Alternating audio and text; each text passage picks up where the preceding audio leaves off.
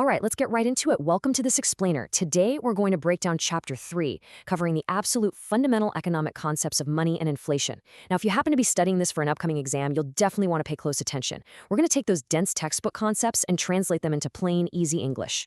We'll be covering the whole shebang, from the seriously frustrating limitations of the old barter system right up to the specific characteristics and causes of modern inflation. Here's our quick roadmap for this session. We'll start with the barter system problem, look at the evolution of money, dive into its core functions, and then tackle understanding inflation and what actually causes it. So, to kick things off, I want you to imagine something for a second. Imagine you're an ancient farmer. You've had a great season, you've grown plenty of wheat, but what you really desperately need is a new pair of shoes. How exactly do you make that trade? Well, if the local shoemaker just doesn't want your wheat, you've got a pretty serious problem on your hands, right? And that brings us to our first major concept, the barter system problem and the sheer limitations of direct exchange. You see, way before money existed, humanity completely relied on the barter system. It's essentially a system of direct exchange. You trade your extra goods for someone else's extra goods, totally skipping any medium of exchange like cash. Now, to be fair, this worked okay for small, early villages where everyone's needs were super basic. But as populations grew and society got more advanced, our needs became way more specific, and this system turned into a logistical nightmare. So here's the crucial takeaway, and this is a big one for your exams. The barter system had 3 massive limitations you absolutely need to remember. First is the mutual adjustment of wants, which economists often call the double coincidence of wants. Basically, the person with the shoes has to want your wheat, and you have to want their shoes at the exact same time. What are the odds of that? Second is the difficulty in storing value. You obviously can't save surplus wheat for 5 years to buy shoes later. It's going to rot. And third, the measurement of value. How much wheat actually equals 1 pair of shoes? What if you only need 1 shoe? It's just incredibly messy. Because of all those headaches, humanity had to innovate. Let's look at the evolution of money. When you look at the timeline of money, it's really a story of technological upgrades. In ancient times, like in early India, for example, people actually used animals like cows and horses for exchange. But obviously, animals can get sick, they die. That makes them a pretty terrible store of value. So we transitioned. We moved to precious stones and minerals, and eventually to metal coins during the imperial era, which were way more durable. And finally, as democracy and industrialization took hold, we arrived at the modern era, the government-backed paper money and digital banking systems we all use today. Which leads us perfectly into the ultimate solution, the actual functions of money. There's this fantastic definition by the economist Marshall that is essential to wrap your head around. He describes money as a medium used for exchange, quote, without any doubt or investigation. That specific phrase is the key to the whole thing. It establishes money's universal acceptance.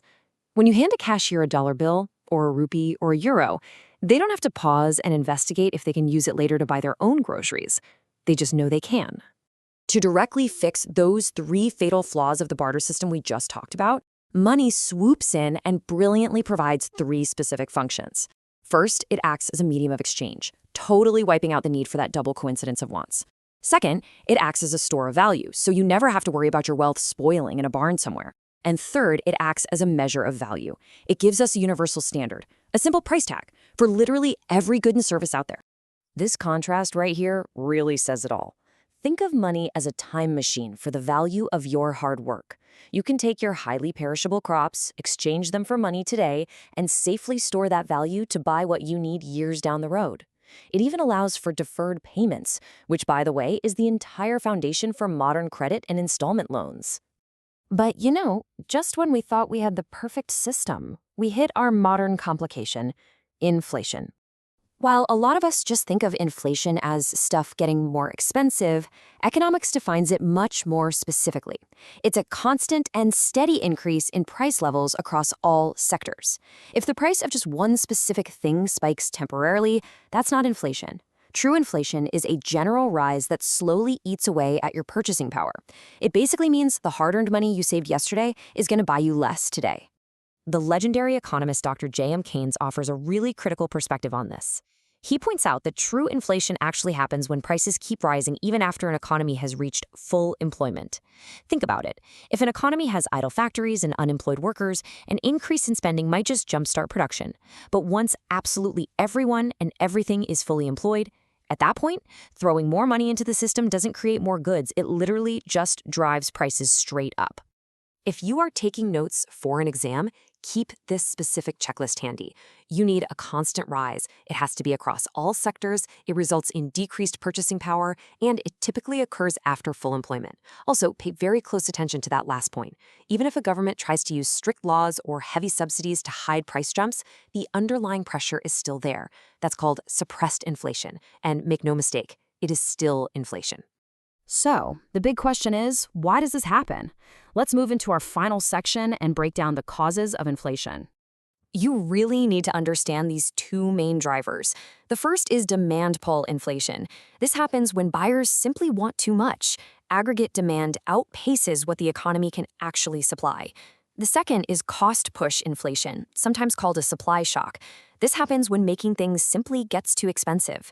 If the cost of raw materials, wages, or electricity suddenly shoots up, producers have no choice but to push those costs onto you by raising their prices. Let's look a little closer at demand pull inflation. It's usually triggered by factors that put more money directly into the public's hands. For example, when a central bank increases the money supply, or when a government spends massively on infrastructure projects, people suddenly have more income to spend. Combine that with something like overpopulation, where you just have more people demanding the same basic requirements, and demand is going to outpace supply really quickly. I love this quote by the economist Moklep because it is hands down the most concise way to remember how an increased money supply triggers demand pull inflation. Too much money chasing too few goods. It paints such a perfect visual, right? If everyone in town suddenly has pockets stuffed with cash, but the number of items sitting on the store shelves stays exactly the same, the price of those items has literally nowhere to go but up. Now, aside from those main drivers, you can also see short-term price spikes triggered by a few other variables. For instance, high taxes can actually act as a cost push factor for producers. Expensive imports are another huge one, like if there's a sudden surge in international crude oil prices, that creates a ripple effect across all transportation and manufacturing. And of course, sudden, unexpected scarcities in raw materials or power can drastically choke supply, forcing prices higher. It's a total domino effect. As we wrap up this explainer, I want you to take a second and actually apply what we've just covered. Look around at your own daily life. Think about the prices at your local grocery store or the gas station. Ask yourself, is Moklep's famous observation happening right now in your world? Is there too much money chasing too few goods? Because truly understanding money and inflation isn't just about acing a Chapter 3 exam. It's about decoding the financial reality that you and I live in every single day. Thanks for joining me, and keep questioning the world around you.